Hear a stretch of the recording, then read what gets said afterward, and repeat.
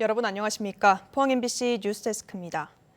이번 6일 지방선거에서는 경북도 의회 의원 절반 이상이 물갈이 됐습니다. 경북도 의회에 따르면 도의원에 당선된 61명 가운데 초선이 34명으로 58%에 이릅니다. 나머지는 재선 17명, 3선 5명, 4선 4명, 5선 1명입니다.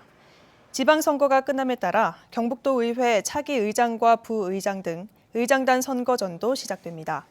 국민의힘이 61석 가운데 56석을 차지해 의장단을 독차지할 것으로 예상되는 가운데 의장 자리를 두고는 다선 의원들이 치열한 경쟁을 벌일 것으로 예상됩니다. 3선에 성공한 이강덕 포항시장은 기자 간담회를 통해 선거 과정에서 유성찬 후보와 함께 깨끗한 선거전을 치렀다며 함께 힘을 모아 대기업 투자 유치와 포스코 지주사 이전 등 주요 현안 해결에 힘쓰겠다고 밝혔습니다. 또 민선 포항시장으로 처음 산선에 성공한 만큼 앞으로 행정을 국장이나 간부 공무원들한테 많이 위임하고 통합상생위원회와 같은 창구를 만들어 시민소통을 강화하겠다고 밝혔습니다. 이 밖에도 포항시에 민관합동투자유치위원회를 만들어 공격적인 투자유치 활동을 펼쳐 애플 연관 사업도 유치하기 위해 노력하겠다고 밝혔습니다. 경북경찰청이 이번 지방선거와 관련해 선거사범 단속을 벌인 결과 모두 22명을 입건해 송치했다고 밝혔습니다. 132명은 수사 중입니다. 범죄 유형은 허위사실 유포가 47명으로 가장 많고 금품 제공 43명, 선거폭력 11명 등입니다. 경북경찰청은 선거 이후 담례를 명목으로 금품 제공 등의 행위에 대해서도 단속할 방침입니다. 이번 지방선거 대구 경북은 국민의힘 압승이었습니다. 반대로 더불어민주당 입장에서 본다면 처참한 패배였는데요. 그동안 동진 정책으로 차곡차곡 다져온 표밭을 모두 잃고 10년 전으로 돌아갔다는 평가를 받습니다. 조재한 기자입니다. 더불어민주당 대구시당은 선거 결과가 1980년 이전으로 돌아간 느낌이라면서도 8년 전 지방선거와 비교해 당선자가 늘었다며 나름 선전했다는 평가를 내놨습니다. 하지만 아주 실망스럽다는 지역사회의 평가와 완전히 동떨어져 있습니다. 이번 대구시장 선거에서 민주당 서재헌 후보 득표율은 20%에 미치지 못했습니다. 8년 전 김부겸, 4년 전 임대윤 후보가 40% 안팎으로 해볼만 하다는 가능성을 보였지만 10여 년 전으로 되돌아간 수치입니다. 대구시의회는 4년 전 32석 가운데 지역구 4석 포함해 5석을 얻었지만 이번에는 지역구는 1석도 얻지 못했고 정당 득표에 따른 비례 1석만 챙겼습니다. 정당 득표율을 보면 19.23%로 4년 전 35.78%의 반토막 수준입니다. 이 같은 참패는 이미 예고되다시피 했습니다.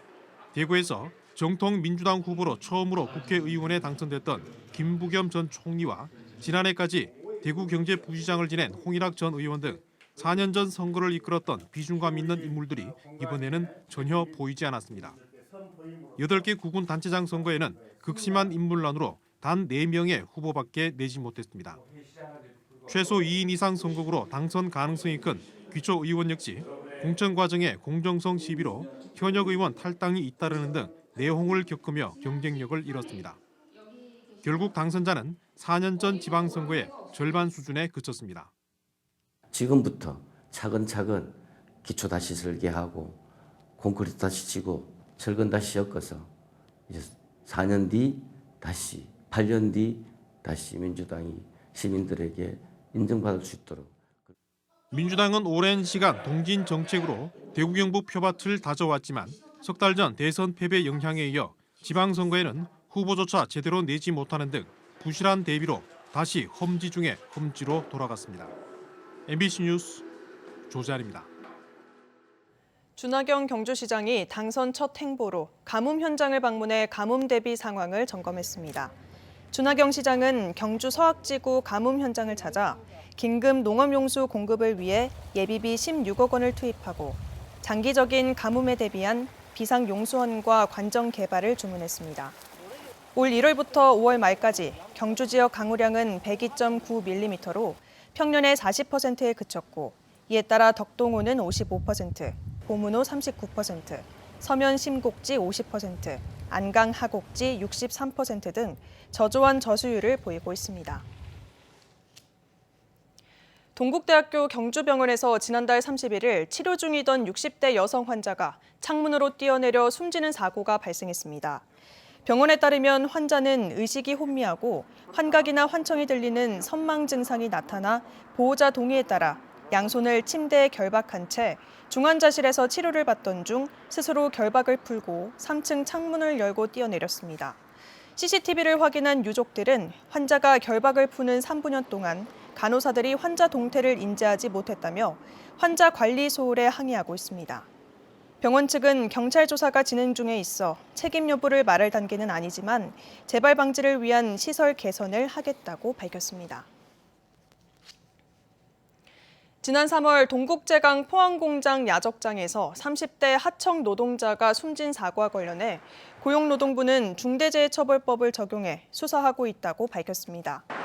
고용노동부 대구지방고용노동청은 지난 4월부터 이 사고와 관련해 동국제강 원화청 관계자 15명을 대상으로 사고 원인과 책임을 규명하기 위한 조사를 진행했습니다. 특히 동국제강이 중대재해처벌법 적용 대상 사업장인 만큼 사고 책임자를 누구로 정할지를 두고 검찰 지휘와 보완 수사가 진행 중이라고 밝혔습니다.